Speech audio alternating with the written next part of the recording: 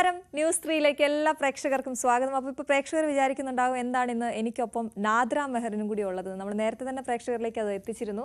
നാദ്ര ഇനി മുതൽ നമ്മുടെ അവതാരകയായിട്ട് എത്തുകയാണ്. ന്യൂസ് 3 എല്ലാ ഞായറാഴ്ചകളിലും നാദ്ര ആയിരിക്കും ഇനി ചെയ്യാൻ. നാദ്ര സ്വാഗതം.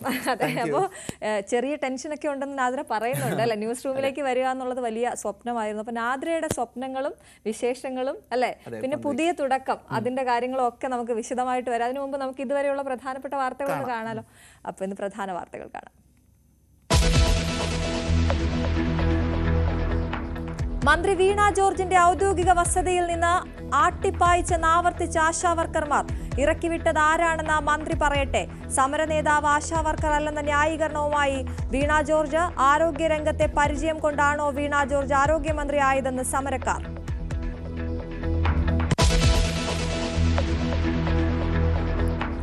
ഇൻവെസ്റ്റ് കേരളയിൽ നിക്ഷേപകരുടെ വമ്പൻ വാഗ്ദാനങ്ങൾ. ഇതുവരെ പ്രഖ്യാപിച്ചത് 40,000 കോടി രൂപയുടെ നിക്ഷേപം. ടാറ്റയും ഷറഫ് ഗ്രൂപ്പും പണം മുടക്കും. ലുലു 5,000 കോടിയുടെ നിക്ഷേപം നടത്തും. കളമശ്ശേരിയിൽ ഫുഡ് പ്രോസസിംഗ് യൂണിറ്റ് തുടങ്ങും. ഉച്ചകോടി ഇന്ന് സമാപിക്കും.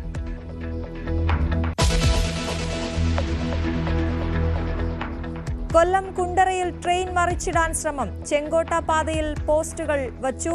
പോലീസ് മാറ്റിയിട്ടും വീണ്ടും പോസ്റ്റുകൾ ട്രാക്കിൽ. അട്ടിമറി ശ്രമം. ഇന്ന് പുലർച്ചെ പാലരുവി എക്സ്പ്രസ് വരേണ്ട സമയത്ത് 2 യുവാക്കൾ ട്രാക്കിനടുത്തേക്ക് വരുന്ന CCTV ദൃശ്യങ്ങൾ ന്യൂസ് 18.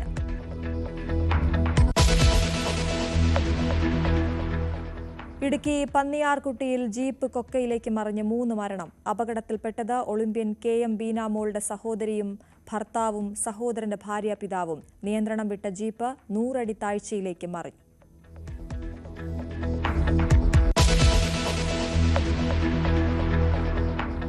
സമരം ചെയ്തവരോട് പ്രതികാരവുമായി KSRTC. ഫെബ്രുവരിയിലെ ശമ്പളം വൈകിപ്പിക്കും. സമരം ചെയ്തവരുടെ ശമ്പള ബില്ലുകൾ പ്രത്യേകം തയ്യാറാക്കും. ശക്തമായ സമരമെന്ന മുന്നറിയിപ്പുമായി TDF.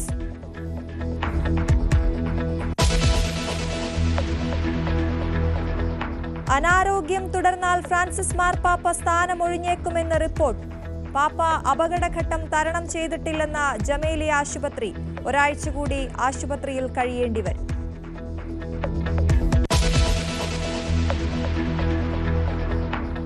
ISLൽ ഇന്ന് കേരള ബ്ലാസ്റ്റേഴ്സ് FC ഗോവയെ നേരിടും. പ്ലേ ഓഫ് പ്രതീക്ഷ നിലനിർത്താൻ ജയം അനിവാര്യം. മത്സരം മഡ്ഗാവ് ഫറ്റോർദ സ്റ്റേഡിയത്തിൽ.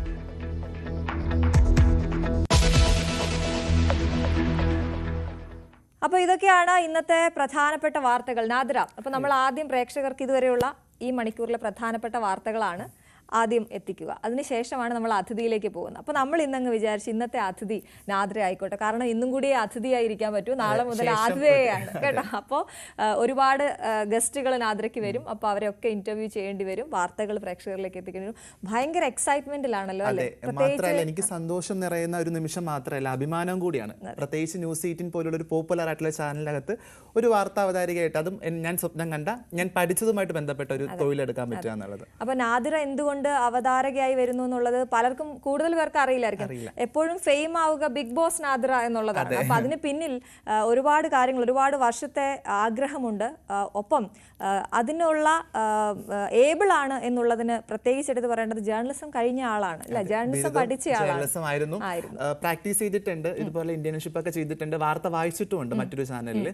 ശേഷം എനിക്കത് കണ്ടിന്യൂ ചെയ്യാൻ പറ്റിയിട്ടില്ല എന്നുള്ളതാണ്. പ്രത്യേകിച്ച് നമ്മൾ ഒരു മൾട്ടിമീഡിയ സ്പേസിൽ ഇരിക്കുന്ന ആളാണ്, സിനിമകൾ ചെയ്യുന്നുണ്ട്, സോഷ്യൽ മീഡിയയിൽ അത്യാവശ്യം ആക്റ്റീവാണ്, ഇൻഫ്ലുവൻസർ ആണ്. അപ്പം അങ്ങനെ തന്നെ കണ്ടിന്യൂ ചെയ്യുന്നു. പക്ഷേ ഇതൊക്കെ ചെയ്യുമ്പോഴും ഉള്ളിൽ ഏറ്റവും വലിയ സ്വപ്നം എന്നുള്ളത് വാർത്താ അവതരണം നടത്തണം എന്നുള്ളതാണ്. പ്രത്യേകിച്ച് അശ്വതി ചേച്ചിയെ പോലുള്ള ആളുകളൊക്കെ തന്നെ ഭയങ്കര ഇൻസ്പിറേഷൻ ആണ്.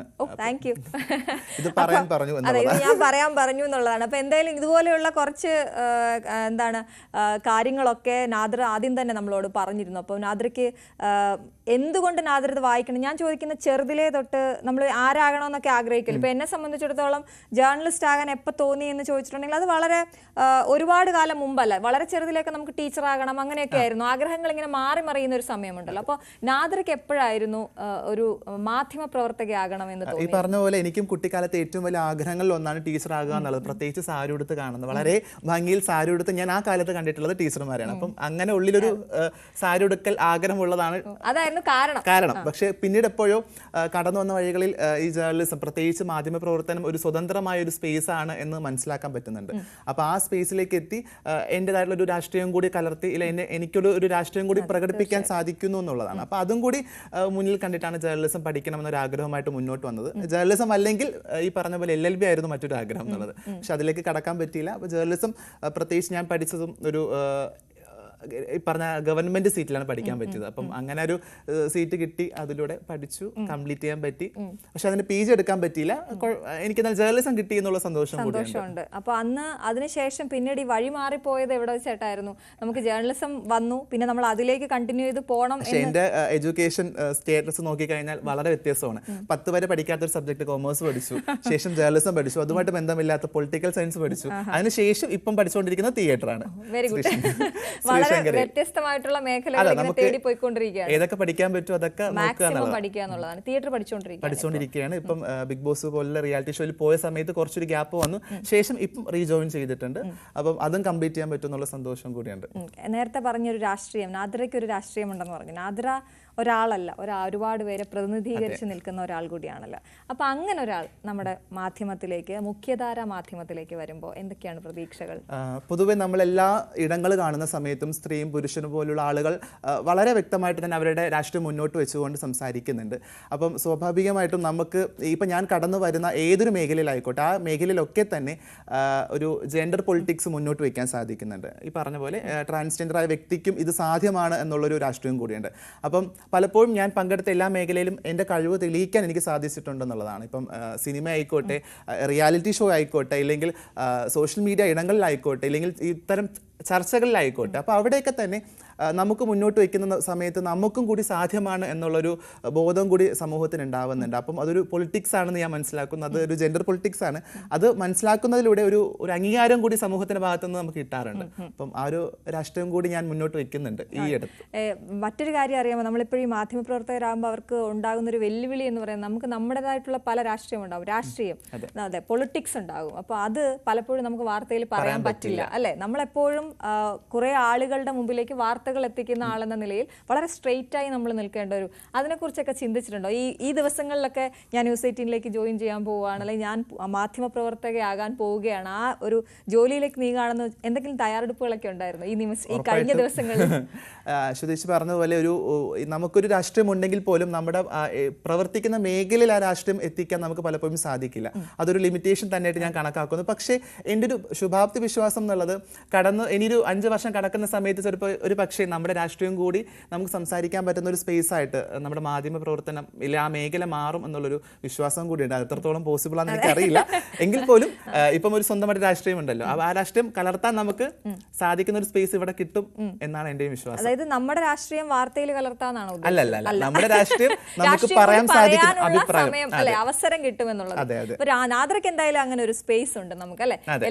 ഇനി വരുന്ന ഞായറാഴ്ചകളിലെല്ലാം ന്യൂസ് 3 3 മണിക്ക് അവതരിപ്പിക്കുന്നത് നാദ്രയായിരിക്കും. അപ്പം അതിനകത്തുള്ള ഒരു സെഗ്മെന്റിൽ നാദ്രയുടെ ഒരു വ്യൂ പറയാനുള്ള ഒരു അവസരം കൂടി ഉണ്ടാകും. അതിനെ എങ്ങനെയാണ് കാണുന്നത്? അത് വലിയൊരു സ്വതന്ത്രമായ ഒരു സ്ഥാനവും കൂടിയാണ്. കാരണം അഭിപ്രായം പറയാന്നുള്ളത്, പ്രത്യേകിച്ച് അവിടെ മറ്റൊരാളുടെ കടന്നുകയറ്റമില്ല എന്നുള്ളതാണ് മനസ്സിലാക്കുന്നത്. അപ്പം അതില്ലാത്തൊരു സ്പേസിലിരുന്ന് എനിക്ക് ആ വിഷയത്തിൽ എന്താണ് പറയാൻ സാധിക്കുക അത് ഞാൻ ഉറപ്പായിട്ടും പറയും എന്നുള്ളതാണ്. കമ്മ്യൂണിറ്റിയെ കുറിച്ച് നമ്മൾ പറയാതെ പോകരുതല്ലോ. കമ്മ്യൂണിറ്റി എത്രത്തോളം പിന്തുണ തരുന്നുണ്ട്? നാദ്ര ഈ കാര്യങ്ങളൊക്കെ ആൾക്കാരുമായിട്ട്, ഫ്രണ്ട്സിനെ കുറിച്ചൊക്കെ പറയും. നമ്മുടെ അല്ലെ, ഒരുപാട് ആളുകൾ അറിയാൻ ആഗ്രഹിക്കുന്ന, നാദ്രയിൽ നിന്ന് അറിയാൻ ആഗ്രഹിക്കുന്ന ഫ്രണ്ട്ഷിപ്പിനെ, സൗഹൃദത്തെക്കുറിച്ചും പ്രണയത്തെക്കുറിച്ചും ഒക്കെ ഒന്ന് പറയൂ. വാചാലയാകും. ഇന്നും കൂടെ ഉള്ളൂ ഇത്, പിന്നെ ചോദ്യങ്ങൾ മാത്രമേ ഉള്ളൂ, ഉത്തരങ്ങളില്ല. അപ്പം ഈ പറഞ്ഞ പോലെ ഞാൻ കടന്നു വന്ന എല്ലാ ഇടങ്ങളിലും ഞാൻ എടുത്തു പറഞ്ഞൊരു കാര്യമാണ്, എനിക്ക് തന്ന പിന്തുണയിൽ ഏറ്റവും ശക്തമായ പിന്തുണ എന്നുള്ളത് ഈ പറഞ്ഞ പോലെ എൻ്റെ കൂടെ നിൽക്കുന്ന കമ്മ്യൂണിറ്റി മെമ്പേഴ്സ് ആയിട്ടുള്ള സുഹൃത്തുക്കളൊക്കെ തന്നെയാണ്. കാരണം അവരുടെ സപ്പോർട്ട് വലിയ തരത്തിൽ തന്നെ എന്നെ മാനസികമായിട്ടും മുന്നോട്ട് നയിക്കുന്നുണ്ട്. അപ്പം ആ സപ്പോർട്ടാണ് ഒരു പക്ഷേ എന്നെ ഇവിടെ വരെ എത്തിച്ചിരിക്കുന്നതെന്നാണ് ഞാൻ മനസ്സിലാക്കുന്നത്. പ്രത്യേകിച്ച് വാർത്താ അവതരണം നടത്താൻ പോകുന്നു എന്ന് നമ്മൾ സോഷ്യൽ മീഡിയയിലൂടെ അറിയിക്കുന്ന സമയത്ത് ഏറ്റവും കൂടുതൽ ഷെയറുകൾ സംഭവിച്ചിട്ടുള്ളതും ഈ പറഞ്ഞ കമ്മ്യൂണിറ്റി സുഹൃത്തുക്കളുടെ നിന്നാണ്. അവരുടെ എന്തോ ഒരു ജയം പോലെ. അതെ, ഉറപ്പായിട്ട് ഇപ്പം എൻ്റെ ഒരു വിജയം എന്നുള്ള അവരുടെയും വിജയമാണ്. അതുപോലെ തന്നെ അവരുടെ ആരെങ്കിലും ഒരാളുടെ വിജയം എൻ്റെയും വിജയമാണ് എന്നുള്ളതാണ്. അപ്പം അങ്ങനെ തന്നെയാണ്. പിന്നെ പ്രണയത്തെ പറ്റി പറഞ്ഞു വരുമ്പോഴത്തേക്കും ഇപ്പം ഞാൻ നിലവിൽ കമ്മിറ്റഡ് ആയിട്ടുള്ള ഒരു വ്യക്തിയൊന്നും അല്ല. പക്ഷേ സോഷ്യൽ മീഡിയ മുഴുവനായിട്ട് പരിശോധിക്കുന്ന സമയത്ത് നിങ്ങൾക്ക് എല്ലാവർക്കും തോന്നുന്ന ഒരു കാര്യമാണ് നാദറയ്ക്ക് ഒരു പങ്കാളിയുണ്ട്, നാദറ ഉടൻ തന്നെ വിവാഹം കഴിക്കും എന്നുള്ളത്. പക്ഷെ അത് വെറും കള്ളമായിരുന്നു എന്നുള്ളതാണ്. അതെ. അപ്പൊ എന്തായാലും ഇനി അങ്ങനെ എന്തെങ്കിലും സംഭവിക്കുന്നുണ്ടെങ്കിൽ നാദിറ ജോലി ചെയ്യുന്ന ന്യൂസ് 18ലൂടെ നാദിറ തന്നെ പറഞ്ഞിട്ടായിരിക്കും. അപ്പൊ മുഴുവൻ ആ പൊള്ളത്തരങ്ങൾ ഇവിടെ പൊളിച്ചിരിക്കുകയാണ് ഉള്ളതാണല്ലോ അല്ലെ? അതെ അതെ, ഉറപ്പായിട്ടും എനിക്ക് അങ്ങനെ എന്തെങ്കിലും സംഭവിക്കുന്നുണ്ടെങ്കിൽ ഉറപ്പായിട്ട് എന്നെ ഫോളോ ചെയ്യുന്ന എല്ലാ മനുഷ്യർക്കും അത് മനസ്സിലാവും എന്നുള്ളതാണ്. അപ്പം നിലവിൽ എന്തായാലും ഒരു പ്രണയത്തിലേക്ക് എന്തായാലും വീണിട്ടില്ല. ഈ പറഞ്ഞ പോലെ വിവാഹത്തിലേക്കൊക്കെ എത്താനുള്ള സമയമായിട്ടില്ല എന്നാണ് മനസ്സിലാക്കുന്നത്. 25 ഉറപ്പായിട്ടും. പിന്നെ പ്രായമൊന്നും പറയാൻ പാടില്ലെന്നാണ് നമ്മൾ ന്യൂസ് ആങ്കേഴ്സ് അങ്ങനെ പ്രായമൊന്നും വെളിപ്പെടുത്താൻ പാടില്ല. പക്ഷെ എനിക്ക് പറയുന്നതിൽ അഭിമാന പ്രശ്നമില്ല. അപ്പൊ പിന്നെ കുഴപ്പമില്ല. അതെ, 25 കഴിഞ്ഞിട്ടേ ഉള്ളൂ. ഇനിയും വർഷങ്ങൾ നീണ്ടു കിടക്കുന്നു. 30 കഴിഞ്ഞിട്ട് മതി എന്നുള്ളതാണ്, പ്രത്യേകിച്ച് സ്ത്രീകൾ. ഓക്കെ, അപ്പൊ അതാണ് നാദ്രയുടെ പ്രണയവും വിവാഹവും സംബന്ധിച്ചുള്ള അപ്ഡേഷൻസ് അങ്ങനെയാണ് തന്നിരിക്കുന്നത്. ഏറ്റവും പ്രധാനപ്പെട്ട കാര്യം എന്താണെന്ന് അറിയാം, പല മേഖലകളെന്ന് പറഞ്ഞതിൽ നമുക്ക് അഭിമാനത്തോടെ പറയാൻ കഴിയുന്ന സിനിമയിൽ ഗംഭീര മുന്നേറ്റം നടത്താൻ പോകുന്നു എന്നുള്ളതാണ് അല്ലെ? സിനിമയിൽ അഭിനയിച്ചിട്ടുണ്ട് ഓൾറെഡി. ഞാൻ പറഞ്ഞ കണക്ക് സംസ്ഥാന അവാർഡ് കിട്ടിയ ഫ്രീഡം ഫൈറ്റ് പോലുള്ള സിനിമകളുടെ ഭാഗമായിട്ടുണ്ട്. LLBയിലെ സെക്കൻഡ് ഹീറോയിൻ ആയിട്ടുണ്ട്. പക്ഷേ മറ്റൊരു സന്തോഷം എന്നുള്ളത്, ഞാനൊരു റിയാലിറ്റി ഷോയുടെ ഭാഗമായതിനു ശേഷവും എനിക്കിപ്പോൾ സിനിമകൾ കിട്ടുന്നുണ്ടെന്നുള്ള വലിയൊരു സന്തോഷവും കൂടിയുണ്ട്. ഏറ്റവും കൂടുതൽ ആഗ്രഹിക്കുന്നത് സിനിമകളുടെ പ്രധാന വേഷങ്ങളിലേക്ക് എത്തിയില്ലെങ്കിൽ പോലും ഒരു ക്യാരക്ടർ റോളിലേക്കെങ്കിലും എത്തണം നമ്മൾ. അപ്പോൾ അത് അങ്ങനെ തന്നെ സംഭവിക്കുന്നു എന്നാണ് മനസ്സിലാക്കുന്നത്. സിനിമകളെ കുറിച്ച് പറയൂ. അതെ, ഇറങ്ങാനുള്ള ഏറ്റവും പ്രധാനപ്പെട്ട സിനിമ എന്നുള്ളത് നമ്മുടെ ടോവിനോ പ്രൊഡ്യൂസ് ചെയ്യുന്ന, ബേസിൽ നായകനാകുന്ന മരണമാസം സിനിമയിൽ ഒരു ക്യാരക്ടർ റോൾ ചെയ്യുന്നുണ്ട്. അത് വലിയ സന്തോഷമുള്ളതാണ്. അതെ അതെ, ഏറ്റവും കൂടുതൽ ആൾക്കാർ ഒറ്റുനോക്കുന്ന ഒരു സിനിമ കൂടിയാണ് ടോവിനോ ബേസിൽ കോമ്പിനേഷൻ. അപ്പം ആ സിനിമയിൽ ഒരു ക്യാരക്ടർ റോൾ ചെയ്തിട്ടുണ്ട്. മാത്രമല്ല ലിജോ മോൾ നായികയാകുന്ന മറ്റൊരു സിനിമയിൽ അഭിനയിച്ചിട്ടുണ്ട്. പിന്നെ ജിയോ ബേബി പ്രൊഡ്യൂസ് ചെയ്യുന്ന മറ്റൊരു സിനിമ കൂടി ഇറങ്ങാനുണ്ട്. അപ്പം ഇങ്ങനെ വളരെ കുറച്ചേ ഉള്ളൂ എങ്കിൽ പോലും സിനിമകളുടെ ഭാഗമായിട്ട് അങ്ങനെ കുറച്ച് 3-4 സിനിമകൾ ഇനി ഇറങ്ങാനുണ്ടെന്നുള്ളതാണ്. നാദ്രയുടെ ഒരു വളർച്ച, നാദ്ര ബിഗ് ബോസിന് ശേഷമുള്ള നാദ്ര, ബിഗ് ബോസിന് മുമ്പുള്ള നാദ്ര, അങ്ങനെ രണ്ടുണ്ട് അല്ലേ? അങ്ങനെ തന്നെ പറയണം. കാരണം നാദ്രയെ ആദ്യം തൊട്ട് ഫോളോ ചെയ്യുന്ന ഒരാളെന്ന നിലയിൽ എനിക്ക് ആ മാറ്റങ്ങൾ കൃത്യമായിട്ട് അറിയാം. ഞാൻ നാദ്രയോട് തന്നെ നേരിട്ട് പറയുകയും ചെയ്തു. നാദ്രയുടെ ഡ്രസ്സിങ്ങിലായാലും അല്ലെ, പിന്നീടുള്ള അങ്ങോട്ടുള്ള ഓരോരോ കാര്യങ്ങളിലും വളരെ ഓരോ ചെറിയ കാര്യങ്ങൾ പോലും ശ്രദ്ധ കൊടുക്കുന്നു എന്നുള്ളതാണ് അല്ലെ? അതെങ്ങനെയാണ്, എവിടം തൊട്ടായിരുന്നു ആ ഒരു തുടക്കമിട്ടത്? ഈ പറഞ്ഞ പോലെ നമ്മൾ ഈ കുറച്ചും കൂടി ആളുകൾ ശ്രദ്ധിക്കുന്നു മനസ്സിലാക്കുന്നിടത്താണല്ലോ നമ്മൾ കുറച്ചും കൂടി നമ്മൾ വസ്ത്രത്തിലും പെരുമാറ്റത്തിലും ഒക്കെ തന്നെ ഒരു വ്യത്യാസം വരുന്നത്. അതൊരിക്കലും തെറ്റുമല്ല. കാരണം നമ്മൾ അതിന് മുൻപ് വരെ ജീവിച്ച് വന്ന ശൈലിയിലൂടെ അല്ല നമ്മളിപ്പോൾ കടന്നു പോകുന്നത്. അപ്പം നമ്മൾ കുറച്ചും കൂടി ഇൻഫ്ലുവൻസ്ഡ് ആകുന്നുണ്ട് ആൾക്കാർ. ഇപ്പോൾ വസ്ത്രത്തിനാണെങ്കിലും എനിക്ക് വളരെ ഇഷ്ടമുള്ളൊരു കാര്യം പറയട്ടെ, അത് മറ്റുള്ളവർക്ക് ഇഷ്ടപ്പെടണം എന്നില്ല. എൻ്റെ വസ്ത്രത്തെ കമൻറ്റ് ചെയ്യുന്നതിന് എനിക്ക് പ്രശ്നമില്ല. ഇഷ്ടപ്പെട്ടില്ല എങ്കിൽ ഇഷ്ടപ്പെട്ടില്ല എന്ന് പറയുന്നതിനോട് വലിയ കുഴപ്പമില്ല. അപ്പോൾ അങ്ങനെ ഞാൻ ആളുകളുടെ ഒപ്പീനിയൻ കൂടി തിരഞ്ഞെടുത്തിട്ട് അങ്ങനെ ചൂസ് ചെയ്യാറുണ്ട്. കംഫർട്ടബിളിനപ്പുറത്തേക്ക് ഒരു പൊതുവായ ഒരു താല്പര്യത്തെയും കൂടി ഞാൻ പരിഗണിക്കാറുണ്ട് എന്നുള്ളതാണ്. അപ്പം ആ ആൾക്കാരുടെയും കൂടി സന്തോഷങ്ങൾക്കായിട്ടാണ് ഞാൻ പലപ്പോഴും എൻ്റെ എല്ലാ ലൈഫും മുന്നോട്ട് പോകുന്നത്. ഇത് എൻ്റെ മാത്രം വ്യക്തിപരമായ ഒരു ഒപ്പീനിയൻ ആണ്. ചിലപ്പോൾ മറ്റൊരാൾക്ക് അത് ഇഷ്ടപ്പെടണം എന്നില്ല. നിങ്ങൾ എപ്പോഴും കംഫർട്ടബിൾ നോക്കുക എന്നുള്ളതാണ് പ്രധാനപ്പെട്ട വിഷയം. അതിനപ്പുറത്തേക്ക് ഒരാൾ ഇഷ്ടപ്പെട്ടില്ലെങ്കിൽ അതിൻ്റെ പിറകിൽ എന്തെങ്കിലും സത്യമുണ്ടെങ്കിൽ അത് ഉൾക്കൊള്ളുക എന്നുള്ളതാണ്. ഈ കമന്റുകളെ കുറിച്ച് പറഞ്ഞപ്പോൾ, അല്ലെങ്കിൽ അഭിപ്രായത്തെ കുറിച്ച് പറഞ്ഞപ്പോൾ, അഭിപ്രായം 2 രീതിയിലുണ്ടല്ലേ? അത് എങ്ങനെ പറയണമെന്നുള്ളത് ഈ പറയുന്ന ആളാണ് തീരുമാനിക്കേണ്ടത്. പക്ഷെ അത് കേൾക്കുന്നവർക്ക് അത് ഏത് രീതിയിൽ ബാധിക്കുന്നു എന്നുള്ളതും വലിയ ഒരു വിഷയമാണ് അല്ലെ? അപ്പൊ ഈ സോഷ്യൽ മീഡിയയിൽ ഇത്രയും നിൽക്കുന്ന ഒരാളെന്ന രീതിയിൽ കമന്റുകൾ, നെഗറ്റീവ് കമന്റ്സ് ഞാൻ നോക്കാറുണ്ട്. അതിലേക്ക് ഒരുപാട് നെഗറ്റീവ് കമന്റ്സ് വരുന്നുണ്ട്. ഇപ്പോഴും ഒരുപാട് നെഗറ്റീവ് കമന്റ്സ് വരുന്നുണ്ട്. അംഗീകരിക്കില്ല, നീ ഇനി എന്തൊക്കെ ചെയ്താലും ഞങ്ങൾ അംഗീകരിക്കില്ല എന്നും ഉറപ്പിച്ച് പറഞ്ഞു വരുന്ന ആളുകളുണ്ട്. എങ്ങനെയാണ് ഇതൊക്കെ കൈകാര്യം ചെയ്യുന്നത്? മൈൻഡേ ചെയ്യുന്നില്ല എന്ന് എനിക്ക് തോന്നുന്നു. ഉറപ്പായിട്ട്. കാരണം ഇത് നമ്മൾ അവർക്കായിട്ട് സമയം കണ്ടെത്തി തിരിച്ച് മറുപടി കൊടുക്കാൻ അവർ അർഹിക്കുന്നില്ല എന്നുള്ളതാണ്. അപ്പോൾ അത്തരം മറുപടികൾ അർഹിക്കാത്ത മനുഷ്യർക്ക് റിപ്ലൈ കൊടുത്ത് സമയം കളയാൻ എന്തായാലും ലൈഫിൽ ഇല്ല എന്നുള്ളതാണ്. എനിക്ക് ചെയ്തു തീർക്കാൻ കുറേ കാര്യങ്ങളുണ്ട്. അപ്പോൾ അതിൻ്റെ പിറകിലേക്ക് എനിക്ക് ഓടേണ്ടതുണ്ട്. മാത്രമല്ല, ഈ നെഗറ്റീവ് കമൻറ്റ് ഇടുന്നവർ സ്വന്തമായ ഒരു പ്രൊഫൈലിൽ നിന്ന് ആരോഗ്യപരമായിട്ടൊരു കമൻറ്റ് ഇട്ടാൽ ഉറപ്പായിട്ട് മറുപടി ഞാൻ തരുന്നതായിരിക്കും. പക്ഷെ അതല്ലാത്ത പക്ഷം വ്യക്തിപരമായിട്ട് ഇല്ലെങ്കിൽ വിദ്വേഷ പ്രചരണം നടത്തുന്ന രീതിയിലുള്ള കമൻറ്റുകളാണെങ്കിൽ തീർച്ചയായിട്ടും ഞാൻ ഒരു തരത്തിൽ മൈൻഡ് ചെയ്യില്ല. നിങ്ങൾ എനിക്ക് കൂട്ടിത്തരുന്നത് എൻ്റെ റീച്ച് മാത്രമാണ്. നിങ്ങൾ എൻ്റെ വ്യൂവേഴ്സ് കൂട്ടിത്തരുന്നു എന്ന് മാത്രമാണ്. അതിനപ്പുറത്തേക്ക് ഞാൻ ഇതിനൊന്നും പരിഗണിക്കുന്നില്ല എന്നുള്ളതാണ്. പ്രത്യേകിച്ച് ഞാൻ ബോധരാകുന്നത് എൻ്റെ അടുത്ത സുഹൃത്തുക്കൾ എന്ത് പറയുന്നു, ഇല്ലെങ്കിൽ എൻ്റെ സമൂഹം എന്ത് പറയുന്നു, ഇല്ലെങ്കിൽ എൻ്റെ കുടുംബക്കാർക്ക് എന്ത് പറയുന്നു എന്നുള്ളതാണ്. അതിനപ്പുറത്തേക്ക് നിങ്ങൾ പറയുന്ന അഭിപ്രായം മാന്യമാണെങ്കിൽ ഉറപ്പായിട്ടും ഞാനത് റിയാക്ട് ചെയ്യും. പക്ഷെ അതല്ലാത്ത പക്ഷം ഞാനത് കാണുന്ന പോലും ഇല്ല ഞാൻ എന്നുള്ളതാണ്. കാണുന്നില്ല, എനിക്ക് എന്റെ കാഴ്ച പരിധിയിൽ അത് വരുന്നില്ലെന്നാണ്. അപ്പൊ നിങ്ങൾ വെറുതെ ടൈപ്പ് ചെയ്തിട്ടുണ്ട കാണുന്നില്ല ഞങ്ങൾ, അല്ല നെഗറ്റീവ് കമന്റ്സ്, അങ്ങനെ അത്തരം നെഗറ്റീവ് കമന്റ്സ്. ഓക്കെ, അപ്പം മറ്റൊന്ന് ഇൻഫ്ലുവൻസർ എന്നുള്ള സാധനം. ഇൻഫ്ലുവൻസർ എന്നുള്ളത് ഭയങ്കര ഉത്തരവാദിത്തമുള്ള ഒരു സംഭവമാണ് അല്ലെ. നമ്മളിപ്പോ എല്ലാ സോഷ്യൽ മീഡിയക്കാരെയും നമ്മൾ ഇൻഫ്ലുവൻസർ എന്ന് പറയില്ല. അപ്പൊ ഇൻഫ്ലുവൻസർ എന്നുള്ള വാക്കിന് ഒരു പ്രത്യേകതയുണ്ട്. അപ്പൊ അതിനെ എങ്ങനെയാണ് കാണുന്നത്? ഇപ്പൊ പുതുതായി വന്ന ഇൻഫ്ലുവൻസർ എന്ന് പറയുമ്പോൾ, അല്ലെങ്കിൽ ആ വാക്കിനെ എങ്ങനെയാണ് താങ്കൾ കാണുന്നത്? ഇൻഫ്ലുവൻസർ എന്ന് പറയുമ്പോൾ സ്വയം പറയേണ്ട വാക്കും അല്ല എന്നുള്ളതാണ്. മറ്റൊരാൾ പറയുന്നതാണ് ഇൻഫ്ലുവൻസർ ആണെന്നുള്ളത്. ഏതെങ്കിലും രീതി ഇൻഫ്ലുവൻസ് ചെയ്യണം. അതെ. അപ്പം ഞാൻ ഏതെങ്കിലും തരത്തിൽ ഇൻഫ്ലുവൻസ് ചെയ്തിട്ടുണ്ട് എന്നുള്ളതാണ് സമൂഹം പറയുന്നത്. പ്രത്യേകിച്ച് റിയാലിറ്റി ഷോയിൽ വന്ന ശേഷം ഇത്തരം കമ്മ്യൂണിറ്റിയോടുള്ള ഒരു മനോഭാവം ചുറ്റുപാടുള്ള ആളുകൾക്ക് മാറി എന്ന് പറയുമ്പോൾ അത് അഭിമാനിക്കാവുന്ന ഒരു നിമിഷമാണ്. അപ്പം അങ്ങനെ ഇൻഫ്ലുവൻസ് ചെയ്തിട്ടുണ്ട്. മാത്രമല്ല, ഏതെങ്കിലും സ്പേസിൽ പോകുന്ന സമയത്ത് ആളുകൾ എന്നെ ഞാൻ പറയുന്ന ഇപ്പോൾ ഒരു പ്രൊഡക്റ്റ്, ഇപ്പം ഞാൻ സ്വാഭാവികമായിട്ടും കൊമേഴ്ഷ്യൽ അഡ്വർടൈസ്മെന്റ്സ് ചെയ്യുന്ന ഒരാളാണ്. അപ്പം അത്തരം പ്രൊഡക്റ്റുകൾ എന്നെ കണ്ട ആൾക്കാർ വാങ്ങുന്നുണ്ടെങ്കിൽ അത് ഇൻഫ്ലുവൻസിന്റെ ഒരു ഭാഗമായിട്ടാണ്. അപ്പം ഞാൻ അതൊക്കെ ശ്രദ്ധിക്കേണ്ടതുണ്ട്. ഞാൻ പരിചയപ്പെടുത്തേണ്ട വസ്തുക്കൾ, ഇല്ലെങ്കിൽ ഞാൻ ഇടുന്ന, ഇല്ലെങ്കിൽ ഞാൻ ഉപയോഗിക്കുന്ന വസ്ത്രങ്ങളൊക്കെ തന്നെ ആളുകൾക്ക് ഇൻഫ്ലുവൻസ് ചെയ്യുന്നുണ്ടെങ്കിൽ അത് ഞാൻ ശ്രദ്ധിച്ച് മനസ്സിലാക്കിയിട്ട് മാത്രമേ ഉപയോഗിക്കുന്നുള്ളൂ എന്നുള്ളതാണ്. പ്രത്യേകിച്ച് ഞാൻ ഈ വൈറ്റനിങ് ക്രീംസ് ഒന്നും ഞാൻ ഉപയോഗിക്കാത്ത, അല്ലെങ്കിൽ ഇല്ല, അതിനുള്ള ശ്രമം നടത്തിയിട്ടില്ല എന്നുള്ളതാണ്. അല്ലാത്ത നമ്മൾ സ്കിൻ കെയറുമായിട്ട് ബന്ധപ്പെട്ടുള്ള ഈ ഡോക്ടർ സജസ്റ്റ് ചെയ്യുന്ന എല്ലാ വസ്തുക്കളും ഉപയോഗിക്കുന്നുണ്ട്. പക്ഷെ അതിനപ്പുറത്തേക്കില്ല എന്നുള്ളത് അതെനിക്ക് പലപ്പോഴും വരാറുണ്ട്. നമ്മുടെ ഈ മെസ്സേജുകളിൽ വരാറുണ്ട്, ഇത്തരം പരസ്യങ്ങൾ ചെയ്യുമോ എന്ന് ചോദിച്ചിട്ട്. പക്ഷെ അതിനോട് താല്പര്യമില്ല എന്നുള്ളതാണ്. അപ്പോൾ കുടുംബത്തിന്റെ കാര്യം പറയുമ്പോൾ, അന്ന് ബിഗ് ബോസിലൂടെ നമ്മൾ ഒരുപാട് കണ്ടതാണ്, ആക്സെപ്റ്റൻസ് നമ്മൾ കണ്ടതാണ്. ഇപ്പോൾ നാദ്രയുടെ ഓരോ ചുവടും കാണുമ്പോൾ എനിക്ക് ഭയങ്കര സന്തോഷം പേഴ്സണലി ഉണ്ട്. അതിൽ നമുക്ക് എടുത്ത് പറയാറായോ? വീട് വെക്കുന്നവരൊക്കെ എവിടെ എത്തി നിൽക്കുന്നു? അതെ, സോഷ്യൽ മീഡിയയിൽ കൂടെ ഞാൻ തന്നെയാണ് അറിയിച്ചിട്ടുള്ളത് വീട് വെക്കുന്നു എന്നുള്ളത്. ഭയങ്കര സന്തോഷമുണ്ട്. കാരണം ഞാൻ എപ്പോഴും പ്രായം പറയേണ്ടത് 25-ാമത്തെ വയസ്സിൽ സ്വന്തമായ ഒരു വീട് എന്നുള്ളത് പലപ്പോഴും സ്വപ്നം കാണുന്നതിന് അപ്പുറത്തേക്കാണത്. അപ്പം ആ സ്വപ്നം ഏകദേശം യാഥാർത്ഥ്യമായി നിൽക്കുന്നു എന്നുള്ളതാണ്. കാരണം വീടിന്റെ അവസാന ഘട്ടത്തിലേക്ക് എത്തി. പാലുകാച്ചിനെ വിളിക്കും, ഉറപ്പായിട്ട് അശ്വദേശി അവിടെ ഉണ്ടാകും. അപ്പൊ എന്തായാലും എനിക്കൊപ്പം നാദ്ര ഇനി നിങ്ങളുടെ കൂടെ ഉണ്ടാകും. എനിക്കൊപ്പം എന്ന് പറയുമ്പോൾ എല്ലാ സൺഡേയിലും നിങ്ങൾക്ക് ന്യൂസ് 3-ൽ നാദ്രയെ കാണാം. നാദ്ര ആയിരിക്കും അത് നിങ്ങളിലേക്ക് ആ വാർത്തകളും അതിഥിയെയും ഒക്കെ എത്തിക്കുക.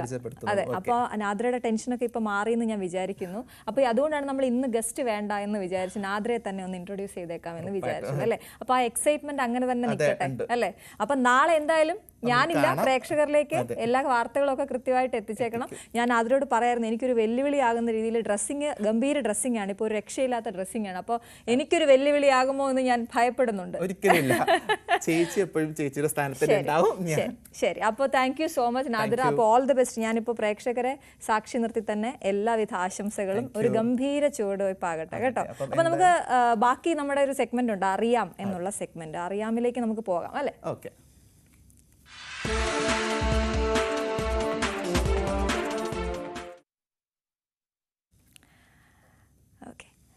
ഈ അടുത്തിടെ വാർത്തകളിൽ നിറഞ്ഞ ആ ഒരു സംസാരമാണ് അൽഫാം ആരോഗ്യത്തിന് ദോഷകരം എന്നുള്ളത്. അത്തരത്തിൽ ഒരു പ്രചാരണത്തിന്റെ വാസ്തവം എന്ത് എന്നത് എല്ലാവരും അന്വേഷിക്കുകയാണ്. ഡോക്ടർ ഡാനിഷ് സലീം വിശദീകരിക്കുകയാണ് അതിനെക്കുറിച്ച്. അൽഫാം കഴിച്ചു കഴിഞ്ഞാൽ ക്യാൻസർ ഉണ്ടാവും. ധാരാളം ആളുകളാണ് ഇപ്പോൾ ഈ ചോദ്യം ചോദിച്ചുകൊണ്ടിരിക്കുന്നത്. സോഷ്യൽ മീഡിയയിൽ തുറന്നു കഴിഞ്ഞാൽ ഇപ്പോൾ ഇതിനെക്കുറിച്ച് മാത്രമാണ് സംസാരിക്കുന്നത്. ഇപ്പോൾ കുറച്ച് നാളുകൾക്ക് മുമ്പ് സുധീർ എന്നുള്ള നമ്മുടെ സിനിമാ നടൻ, തമിഴിലും മലയാളത്തിലും ഒക്കെ ചില വില്ലൻ വേഷങ്ങളൊക്കെ ചെയ്ത് കുറേ റോളുകൾ ചെയ്ത അദ്ദേഹം ഒരു തിരുവല്ലയിൽ വെച്ചൊരു ഹോസ്പിറ്റലിൽ വെച്ച് ഈ ക്യാൻസറിൻ്റെ അവയർനെസ് പ്രോഗ്രാമിൽ പങ്കെടുക്കുന്ന സമയത്ത് അദ്ദേഹത്തിന് കോളോൺ ക്യാൻസർ വന്നതിൻ്റെ ഒരു കാരണമായിട്ട് അദ്ദേഹം ചിന്തിച്ചത് അൽഫാം ധാരാളം കഴിച്ചത് കൊണ്ടാകാം എന്ന് അദ്ദേഹം പറയുകയുണ്ടായി. അപ്പോൾ അദ്ദേഹം ഈ ജിമ്മിലൊക്കെ ധാരാളം വർക്ക് ചെയ്യുന്നതാണ്. അപ്പോൾ ഈ പ്രോട്ടീന് കിട്ടാനായിട്ട് ഒത്തിരി അൽഫാം ചിക്കൻ അദ്ദേഹം ആസ്വദിച്ച് കഴിക്കുകയും പച്ചക്കറികൾ പൂർണ്ണമായിട്ടും ഒഴിവാക്കി എന്നാണ് അദ്ദേഹം പറഞ്ഞത്. അപ്പോൾ അത് ഒരു കാരണമാകാമെന്ന് അദ്ദേഹം ചിന്തിച്ചു. അതിനുശേഷമാണ് ഇത്തരത്തിലുള്ള സോഷ്യൽ മീഡിയയിൽ ധാരാളം ഇത്തരത്തിലുള്ള വാർത്തകൾ പ്രചരിച്ചതും പല ആളുകളും ഇതിനെക്കുറിച്ച് സംസാരിച്ചിട്ടുണ്ട്. അപ്പോൾ ഇതിൻ്റെ ശാസ്ത്രീയമായിട്ടുള്ള വിശദീകരണമാണ് നമ്മൾ ഇന്ന് പറയുന്നത്. ക്ലിയർ ആയിട്ട് മനസ്സിലാക്കാനായിട്ട് പറ്റും. പണ്ട് പ്രാചീന കാലത്തൊക്കെ നമ്മൾ ചിക്കൻ എങ്ങനെയാണ് കഴിച്ചിരുന്നത്? ചുട്ടാണ് കഴിച്ചുകൊണ്ടിരുന്നത്. അപ്പോൾ ആ സമയത്ത് കരിയൊക്കെ നമ്മൾ കഴിച്ചിട്ടുണ്ടാവും. അതുപോലെ തന്നെ എത്രയോ നാളായിട്ട് നമ്മൾ ഇത്തരത്തിലുള്ള ഈ കരിഞ്ഞ ആഹാരങ്ങൾ കഴിക്കുന്നുണ്ട്, പക്ഷേ ക്യാൻസറൊന്നും വന്നിട്ടില്ല. അതുപോലെ തന്നെ അറബികളും അതുപോലെ ബാക്കിയുള്ള GCC രാജ്യത്തിലുള്ള ആളുകളെല്ലാം സ്ഥിരമായി കഴിക്കുന്നത് ഈ ചുട്ട ആഹാരങ്ങളാണ്. അപ്പോൾ എന്തുകൊണ്ടാണ് ഇപ്പോൾ ഇങ്ങനെ ഒരു സംശയം ഉണ്ടായതും പല ആളുകളും ഇതിനെക്കുറിച്ച് ക്യാൻസർ ഉണ്ടാക്കാം എന്ന് പറഞ്ഞതും? അപ്പോൾ അതിനെക്കുറിച്ച് വളരെ വ്യക്തമായിട്ട് മനസ്സിലാക്കുക. അപ്പോൾ കോളോൺ ക്യാൻസർ എന്ന് പറയുന്നത് ഒരു കാരണം കൊണ്ട് ഉണ്ടാവുന്നില്ല, ഇത് മൾട്ടി ഫാക്ടോറിയലാണ്. പല കാരണങ്ങൾ ഒരുമിച്ച് വരുമ്പോഴാണ് കോളോൺ ക്യാൻസർ ഉണ്ടാകും. ഏത് ക്യാൻസർ ആണെങ്കിലും പല കാരണങ്ങൾ ഒരുമിച്ച് വരണം. അതുകൊണ്ടാണ് സ്മോക്ക് ചെയ്യുന്ന എല്ലാ ആളുകൾക്കും എന്ത് വരാത്തത്, ലങ് ക്യാൻസർ വരാത്തത്. പലർക്കും ഈ കരിഞ്ഞ ആഹാരങ്ങൾ വളരെയധികം ഇഷ്ടമാണ്. ഇപ്പോൾ കരിഞ്ഞ ഈ പ്രത്യേകിച്ച് മീൻ പൊരിച്ചതിന് ശേഷമൊക്കെ ഉള്ള ഈ കരിഞ്ഞ പൊടി, അതുപോലെ തന്നെ ഈ പച്ചക്കറികളും മറ്റും ഗ്രില്ല് ചെയ്യുന്ന സമയത്ത് കരിഞ്ഞു വരുന്ന ഭാഗങ്ങൾ കഴിക്കാൻ കുട്ടികൾക്കൊക്കെ ഇഷ്ടമാണ്. അപ്പോൾ ഇത് കേട്ട് കഴിഞ്ഞാൽ ഉടനെ എല്ലാവർക്കും പേടിയാണ്, ഇനി എനിക്ക് ക്യാൻസർ വരുമോ എന്നുള്ളത്. അപ്പോൾ എന്താണ് ഇതിൻ്റെ സയൻറ്റിഫിക് എക്സ്പ്ലനേഷൻ എന്ന് നമുക്ക് നോക്കാം. നമ്മുടെ മാംസം പാചകം ചെയ്യുന്ന സമയത്ത് പോളിസൈക്ലിക് ആരോമാറ്റിക് ഹൈഡ്രോ കാർബൺസും ഹെട്രോസൈക്ലിക് അമൈൻസ് എന്ന് പറഞ്ഞ 2 രാസവസ്തുക്കൾ ഉണ്ടാവുന്നുണ്ട്. സ്വാഭാവികമായിട്ട് ഉണ്ടാവുന്നതാണ്, അത് സാധാരണയായിട്ട് ഉണ്ടാവും. അപ്പം നിങ്ങൾ മാംസം ഗ്രില്ല് ചെയ്യുന്ന സമയത്ത് ഈ കൊഴുപ്പും ജ്യൂസും താഴെയുള്ള ഗ്രില്ലിൽ ഡിപ്പ് പാനിലേക്ക് ഒഴുകുന്നു. ഇത് ഈ പോളിസൈക്ലിക് ആരോമാറ്റിക് ഹൈഡ്രമൈൻ അടങ്ങിയ തീയും പുകയായിട്ട് ഇത് മാംസത്തെ പൊതയുന്നു, അല്ലേ, പൂർണ്ണമായിട്ട് മൂടുന്നു. അതുകൂടാതെ ഉയർന്ന താപനിലയിൽ ഇത്തരത്തിൽ വറുക്കുന്ന സമയത്ത് അക്രിലമൈഡ് എന്നുള്ള മറ്റൊരു രാസവസ്തുവും സ്വാഭാവികമായിട്ട് വികസിക്കുന്നു. ഇപ്പം മൃഗങ്ങളിൽ നടത്തിയ പഠനങ്ങളിൽ ഉയർന്ന താപനിലയിൽ ഈ അക്രിലമൈഡ് നമ്മുടെ ശരീരത്തിലോട്ട് എത്തിക്കഴിഞ്ഞു കഴിഞ്ഞാൽ ക്യാൻസർ ഉണ്ടാകാമെന്ന് പഠനങ്ങളിൽ തെളിയിച്ചിട്ടുണ്ട്. പക്ഷെ മനുഷ്യരിൽ നടത്തിയ പഠനങ്ങളിൽ ഇതുവരെ അങ്ങനെ ഒരു പൂർണ്ണമായിട്ടും തെളിയിക്കാനായിട്ട് കഴിഞ്ഞിട്ടില്ല. അതായത് ഇപ്പോഴും ഒരു കൺഫർമേറ്റീവ് സ്റ്റഡി അല്ല അക്രിലമൈഡ് നമ്മുടെ ശരീരത്തിലോട്ട് എത്തിയാൽ അത് ക്യാൻസർ ഉണ്ടാവുന്നത്. കാരണം കണ്ടെത്താൻ വളരെ പ്രയാസമാണ്. കാരണം കരിഞ്ഞ ആഹാരം എത്ര കഴിച്ചു എന്നുള്ളത് നോക്കാൻ പ്രയാസമാണ്, അത് അളക്കാനും വളരെയധികം പ്രയാസമാണ്. അപ്പം അതുകൊണ്ട് തന്നെ ഈ വല്ലപ്പോഴും ഒക്കെ ഇത് കഴിച്ചത് കൊണ്ട് ഒരാൾക്കും ക്യാൻസർ ഉണ്ടാവുന്നില്ല. അങ്ങനെ ഒരു അസോസിയേഷനോ അതുപോലെ തന്നെ ഒരു വലിയ ബോഡീസോ ഒന്നും അതിനെക്കുറിച്ച് പറയുന്നില്ല. ഈ രാസവസ്തുക്കൾ മനുഷ്യരിലേക്ക് എത്തിയ പലതരത്തിലുള്ള പ്രോബ്ലം ഉണ്ടാവോ എന്ന് ചിന്തിച്ചു കഴിഞ്ഞാൽ ചിലപ്പോൾ ഉണ്ടാകാം. അപ്പം അതുകൊണ്ട് തെളിവുകളില്ലാത്തത് കൊണ്ട് നമുക്ക് വല്ലപ്പോഴൊക്കെ കഴിച്ചത് കൊണ്ട് കുഴപ്പമില്ല, അങ്ങനെ ക്യാൻസർ ഉണ്ടാകുമെന്നൊന്നും പറയാനായിട്ട് കഴിയില്ല. പക്ഷേ കരിഞ്ഞ ഭാഗങ്ങൾ ഒഴിവാക്കുന്നതിനാണ് നല്ലത്. പറ്റുമെങ്കിൽ അത് ചുരണ്ടിക്കളയുക. വേവിച്ച മാംസത്തിൽ ഈ പോളിസൈക്ലിക് ആരോമാറ്റിക് ഹൈഡ്രോ കാർബണും ഹെട്രോസൈക്ലിക് അമൈൻസും എങ്ങനെ കുറയ്ക്കാമെന്നുള്ളത് നോക്കാം. മാംസം നേരിട്ട് തീജ്വാലയിലും ചൂടുള്ള ലോഹങ്ങളിലും ഏൽപ്പിക്കുന്നത് ഒഴിവാക്കുക. ദീർഘനേരം പാചകം ചെയ്യുന്നത് ഒഴിവാക്കുന്നതാണ് നല്ലത്. ഓക്കെ, പാചകം ചെയ്യാനായിട്ട് ഇങ്ങനെ ചെയ്യുന്നതിനെക്കാട്ടും മൈക്രോവേവ് ഉപയോഗിച്ച് നമ്മൾ ഗ്രില്ല് ചെയ്യുന്നതായിരിക്കും നല്ലത്. അപ്പോൾ ശരിയായ അളവിൽ നമുക്ക് പാചകം ചെയ്യുന്ന ഉറപ്പുവരുത്താനും പറ്റും, നമുക്ക് സമയം നിയന്ത്രിക്കാനായിട്ട് പറ്റും. ഈ ഹെട്രോസൈക്ലിക് കാർബൺസ് കുറയ്ക്കുന്നതിനായിട്ട് മാംസം മറിച്ചിടുക, ഇടയ്ക്കിടയ്ക്കായിട്ട് മറിച്ചിടുക. അതുപോലെ കഴിക്കുന്നതിന് മുമ്പ് കരിഞ്ഞതും അതുപോലെ കരിഞ്ഞതുമായിട്ടുള്ള ഭാഗങ്ങളെല്ലാം നീക്കം ചെയ്യുക. ഇനി മാംസത്തുള്ളികൾ കൊണ്ടുണ്ടാക്കിയ ഗ്രേവികളൊക്കെ പല കുട്ടികൾക്കൊക്കെ ഇഷ്ടമാണ്, അത് ഒഴിവാക്കുന്നതാണ് നല്ലത്. പക്ഷേ ഈ സമയത്ത് നിങ്ങളോട് ഒരു കാര്യം എനിക്ക് പറയാനായിട്ടുണ്ട്. വേദനയില്ലാതെ ഒരു രക്തസ്രാവം സ്ഥിരമായിട്ട് ബാത്റൂമിൽ പോകുമ്പോൾ ഉണ്ടാകുന്നുണ്ടെങ്കിൽ ഒരു ചെക്കപ്പും ചെയ്യാതെ സാരമില്ല ഇത് പൈൽസ് ആയിരിക്കുമെന്ന് ചിന്തിക്കരുത്. കാരണം അത് വളരെയധികം പ്രശ്നമാകാറുണ്ട്. കാരണം സൂചി കൊണ്ട് എടുക്കേണ്ടത് പിന്നെ തൂമ്പ കൊണ്ട് എടുക്കേണ്ട ഒരു അവസ്ഥയിലോട്ട് മാറും. കാരണം അത് ചിലപ്പോൾ ക്യാൻസർ ആവും. ഇപ്പം നേരത്തെ കണ്ടെത്തിയാൽ പൂർണ്ണമായിട്ടും ഭേദമാക്കാൻ പറ്റുന്ന ഒരു അസുഖമാണ് ഈ ഒരു കോളോൺ ക്യാൻസർ. അപ്പോൾ ഈ ലക്ഷണങ്ങൾ നിങ്ങൾ മനസ്സിലാക്കണം. അതായത് കുറേ നാൾ വയറിളക്കം ഉണ്ടാകുക, കുറേ നാൾ മലബന്ധം ഉണ്ടാക്കുക, വെയിറ്റ് നല്ലോണം കുറയുക, അതിനോടൊപ്പം മലം പോകുന്ന സമയത്ത് ഇതുപോലെ ചെറിയ ചെറിയ ബ്ലഡുകൾ കാണുകയും മലം പോകുന്ന സമയത്ത് ഒരു റിബൺ പോലെ മലം പോവുകയും ചെയ്താൽ അത് ക്യാൻസർ ആവാൻ സാധ്യതയുണ്ട്. എത്രയും വേഗം കൊളോണോസ്കോപ്പിയും ഡോക്ടറിനെയും കാണുക. കൊളോണോസ്കോപ്പി ചെയ്യുമ്പോൾ എന്തെങ്കിലും ഉണ്ടെങ്കിൽ ഇമ്മീഡിയറ്റ് സർജറി ചെയ്താൽ ചിലപ്പോൾ അത് മാത്രം മതി, വേറെ റേഡിയോതെറാപ്പിയോ കീമോതെറാപ്പിയോ ഒന്നും വേണ്ട. അവിടെ നിങ്ങൾക്ക് പൂർണ്ണമായിട്ടും കറക്റ്റ് ചെയ്യാനായിട്ട് പറ്റും. ലേറ്റ് ആകുമ്പോഴാണ് ഈ കോളോൺ ക്യാൻസർ പ്രശ്നമാകുന്നത്. ഈ ഒരു കഴിഞ്ഞ കുറേ നാളായിട്ട് ഒരു 10-15 വർഷമായിട്ട് കോളോൺ ക്യാൻസർ വളരെയധികം കൂടിയിരിക്കുകയാണ്. പണ്ടൊക്കെ 50 വയസ്സിന് മുകളിലോട്ടുള്ള ആളുകൾക്കാണ് കണ്ടുകൊണ്ടിരുന്നത്, ഇപ്പം 40 വയസ്സിന് താഴോട്ടുള്ള ആളുകൾക്കും കാണുന്നുണ്ട്. ഇതിന്റെ പ്രധാന കാരണം എന്താണ്? പച്ചക്കറി കുറവുള്ളതാണ്. അപ്പോൾ അദ്ദേഹവും സുധീർ എന്നുള്ള വ്യക്തിയും പച്ചക്കറി വളരെയധികം കുറയുകയും കൂടുതൽ മീറ്റും കഴിച്ചിട്ടുണ്ട്. അപ്പം ശരിക്കും മീറ്റ് എന്ന് പറയുന്നത് റെഡ് മീറ്റ് ആണ് കൂടുതൽ ഇത്തരത്തിലുള്ള ക്യാൻസർ ഉണ്ടാക്കാനായിട്ട് പഠനങ്ങൾ തെളിയിച്ചിട്ടുള്ളത്. അത് റെഡ് മീറ്റ് എന്ന് പറയുമ്പോൾ മട്ടൺ, ബീഫ്, പോർക്ക് പോലുള്ള സാധനങ്ങൾ അത് കൂടുതൽ കഴിക്കുകയും പച്ചക്കറി വളരെയധികം കുറവുകൾ വന്നു കഴിഞ്ഞാൽ നമുക്ക് ക്യാൻസർ ഉണ്ടാകാൻ സാധ്യതയുണ്ട്. അതിനോടൊപ്പം നമ്മുടെ സെഡൻറ്ററി ലൈഫ് സ്റ്റൈലാണ്, നമ്മൾ എപ്പോഴും ഇരിക്കുന്ന ഒരു വ്യക്തിയാണ്, നടക്കുന്നില്ല, അതുപോലെ തന്നെ നമ്മൾക്ക് പൊണ്ണത്തടി നല്ലോണം ഉണ്ട്, സിഗരറ്റ് വലിക്കുന്നുണ്ട്, പുകവലിക്കുന്ന ഒരു വ്യക്തിയാണ്. ഇതൊക്കെ ഉണ്ടെങ്കിൽ ഈ റിസ്ക് ഫാക്ടേഴ്സ് കൂടും. അങ്ങനെ മൾട്ടി ഫാക്ടറുകളായിട്ട് വരുമ്പോഴാണ് ഈ കോളോൺ ക്യാൻസർ ഉണ്ടാകാനുള്ള സാധ്യത ഉണ്ടാകുന്നത്. അപ്പോൾ എനിക്ക് തോന്നുന്നു നിങ്ങൾക്ക് ശാസ്ത്രീയമായുള്ള വ്യക്തമായിട്ടുള്ള എക്സ്പ്ലനേഷൻ ഞാൻ പറഞ്ഞിട്ടുണ്ട്. അപ്പോൾ ധാരാളം ആളുകളുടെ അറിവിലേക്ക് ഇത് ഷെയർ ചെയ്ത് കൊടുക്കുക. കാരണം പല തെറ്റിദ്ധാരണകളും പടരുന്നുണ്ട്. വല്ലപ്പോഴും കഴിക്കുന്നതുകൊണ്ട് കുഴപ്പമില്ല, കരിഞ്ഞ ഭാഗം ഒഴിവാക്കുന്നതിനാണ് ഏറ്റവും നല്ലത്. ശരി, അപ്പോൾ എന്തായാലും നല്ലൊരു അറിവായിരുന്നു ഡോക്ടർ പകർന്നത്. അപ്പോൾ ന്യൂസ് 3യുടെ സമയം ഇവിടെ പൂർണ്ണമാവുകയാണ്. വീണ്ടും കാണാം. നമസ്കാരം.